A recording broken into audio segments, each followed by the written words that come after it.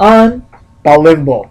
The Chicago Bears lost back-to-back games after a 3-0 early start in this early season. This really makes me upset with the Chicago Bears. I know they have a new head coach in his first year, and Bears will make some mistakes like any other NFL team out there. But the Saints have a lot of great weapons, and they just got their coach back from last season and look like they never miss a step. Now at this time, Saints are 0-4. Now this year, they're 4-0, and they won. So this is not looking good for the Chicago Bears. So the final score was 26-18. This is just a very, very hard game to watch. If you're a huge Bears fan like myself, like if you're a Saints fan, you're very, very happy with the results. First play of the game, Jay Cutler pitched it to Matt Forte, and he fumbled it. Really, Matt Forte, you fumbled the freaking ball. That is very, very rare for him to do in that position. But I was very, very mad, disappointed, overall, and just overwhelmed. I can't really describe it how I really feel about this. Now last year, they had a early good start, like 7-1. Then after that, injuries killed them, and they missed the postseason. And hopefully, this year won't be the same result. But we'll find out after week after week. I know it's only the first week of October. So let me continue here. Okay, grades of the Bears. Quarterback A. Jay Cutler played well enough to win. Was done in a poor performance. 3 sacks in the 3 first half. So that is bad. Hands. 4 drops. That is really, really disgusting.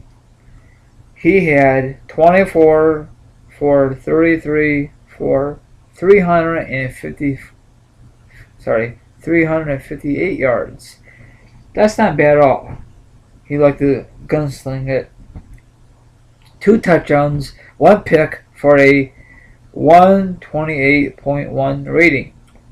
I guess the rating is not that bad, but I'm not really sure if that was a good thing or a bad thing.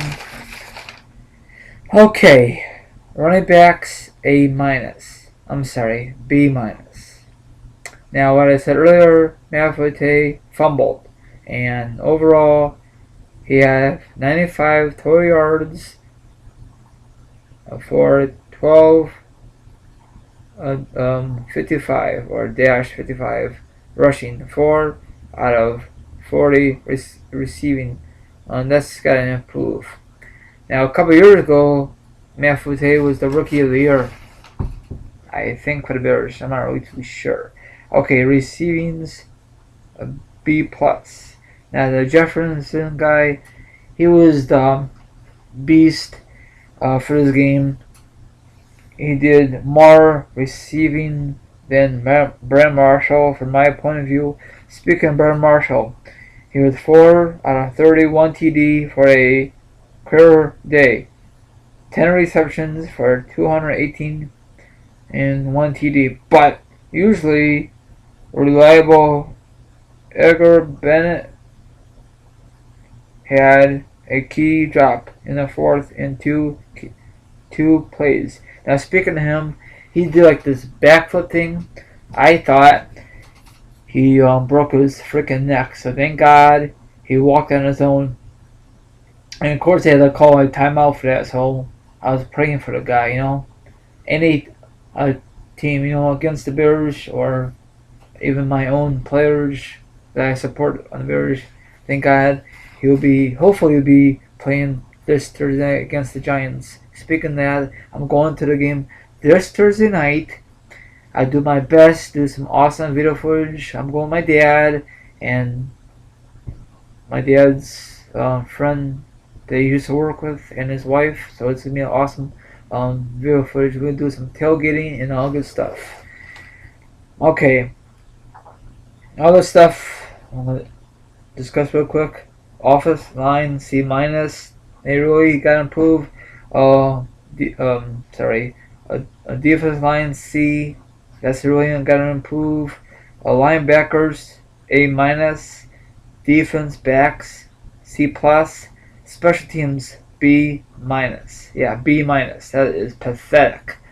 I mean, it could do a lot better, but it's what it is. What it is. Devin Hester had a 17-yard punt return and a 26-yard kickoff return, but the Bears need more punts by Adam. The punt returner average 44.8 net yards with only 2 return yards. Charles Tillman and Eric Williams had penalties. Now, speaking of penalties, Lance Bridge did a penalty. It was like late in the game. I really think nothing against the Saints fans, but I think the Saints play mind games with the Bears, and it worked. I think it happened a couple of times.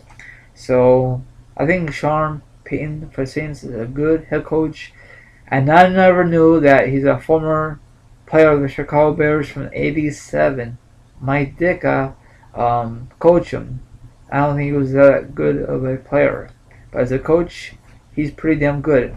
Look he won a freaking Super Bowl. He beat the Colts that year. I forgot what year it was, '09.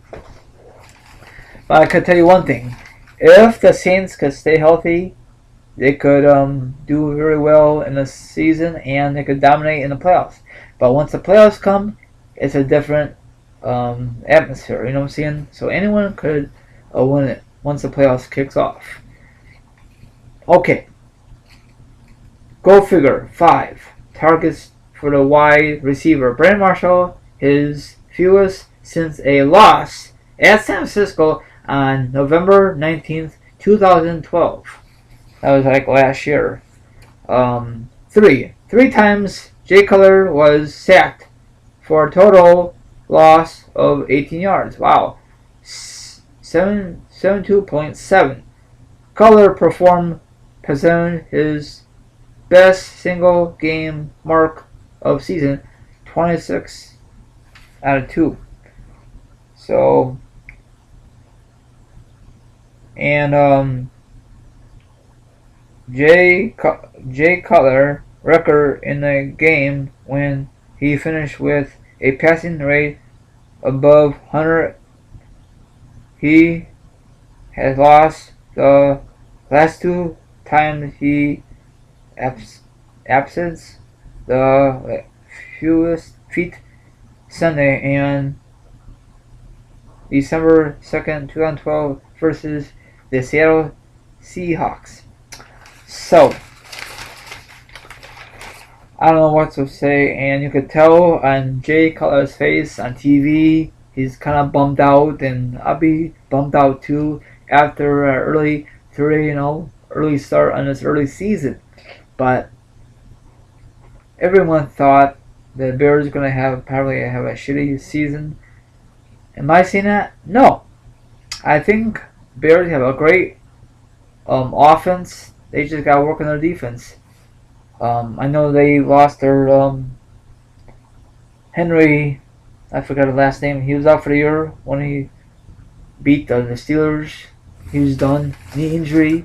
They have another guy. I'm going to look on computer.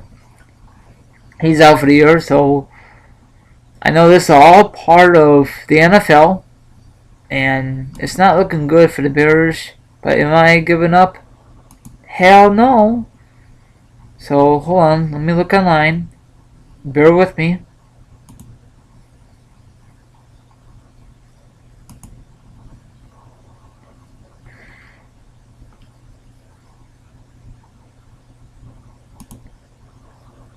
I got cheats, so hopefully you accept my apologies. Okay, it says Nate Collins to miss the rest of the season. That sucks. So he tore his ACL. He's going to join Henry Knowlton. So another Bears player went down. So that really blows. So I'm not too sure if the Bears are going to pick up a guy off of free agencies and make some wheeling dealing. And there's I think a funny commercial. I forgot the name of the Bears player, but you know who I'm talking about. Hopefully you do, but don't look good for the Bears right now. I just hopefully they could bounce back and beat the Giants. Giants are 0-5. I reckon they lost to Philly on Sunday. It just really hurts me in this game. I know Drew Brees is a future Hall of Famer, no doubt about it. He came from Purdue Lafayette, and I'm not a big Purdue fan. I support Notre Dame. Go Irish. That's just a cheap pop. My brother's a huge Purdue fan. That's all I'm going to say about that. Now, after the Giants game, we head to Washington, and after that is a bye. And bye is a good time right now, because a lot of guys are banged up, and we really need to recuperate to kick off the second half of the season. After a bye week, we play the Green Bay Packers in Wisconsin, and that will be probably we'll get our butt kicks. But you never know, anything's possible. And after that, we come back home and face the Detroit Lions. We need to kick their freaking butts. What happened in September? A shootout. Oh, whatever. But it's not really a shootout. We'll give up 40 points, but still, we gotta fix our defense and not give up so many freaking points. So I don't know what else to say, Bears fans. Hopefully you're listening. Now, my friend who I talked to Twitter recently, you're a huge Bears fan, and I know you listen to my Bears podcast. So, but thanks very much. I just forgot your freaking Twitter handle, so apologize for that. Never gonna give up on my Bears team. What about you? Are you gonna give up on this team? Hopefully not. That's about it. I just hopefully it's gonna be good weather. They say about 75 degrees for the Bears game on Thursday night. This will be my first time going to Bears game since 2009 when he lost to Arizona Cardinals. It was a beautiful day in November. I think that was a Sunday afternoon. We're gonna tailgate. It's gonna be nuts in Chicago at Soldier Field. I think that's about it. And Bears had a horse collar incident, and DJ did it, and that sucks. Doesn't any players know what to do or what not to do in the NFL? Maybe because I can't really describe it, but that's a bogus play, and things happen. So okay, I'm gonna say this short and sweet. First downs, Bears got 20 and the Saints got 17, so that is a good thing. And I'm just gonna fast forward real quick. Time possession 36, and Bears got 24, so that's good. Bad for the Bears, good for the Saints. See here. Let's see about passing. Passing. Here.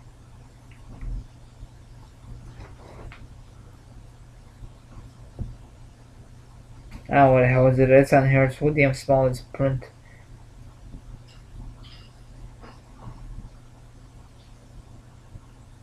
Okay, here it is. 281 yards for the Saints, and for the Bears, 340. So Bears got the down pack for the passing game, but they really need a more running game. I know these days, the NFL, the quarterbacks love to air it out. Now, back in the day, they love to run it. You know what I'm saying? But back in the day, I know you guys don't want to hear this or believe me. AFC loves to air it out, and NFC loves to run it. Now, both conferences love the air out. It's a passing league, and it's damn true. That's why a lot of people, when they do fantasy football, they get the best quarterbacks and they get the best receivers. I'm not too sure how am I doing in my fantasy football teams and my NFL picks for week 5. So that's about it. Hopefully all the Bears fans are listening clearly. Bears, you must fix up your defense, tighten up a little bit more if you want to do something. If you want to get to the next level, you got the Packers coming up very shortly. If you could beat Giants and Washington, you come off the bye, then you got to play the Packers, you'll be in good shape. So please, Bears, stamp that 2-game lose streak. Now, if you lose to the Giants and then you go into the bye and lose to Packers, that is not going to be a good thing. So, ain't a good thing at all. That's all I'm going to say. Have a good one from your friend Team Rarai. Go Bears this Thursday night. And I'll try to do my best to do some awesome video footage when I'm there live. Goodbye, my viewers.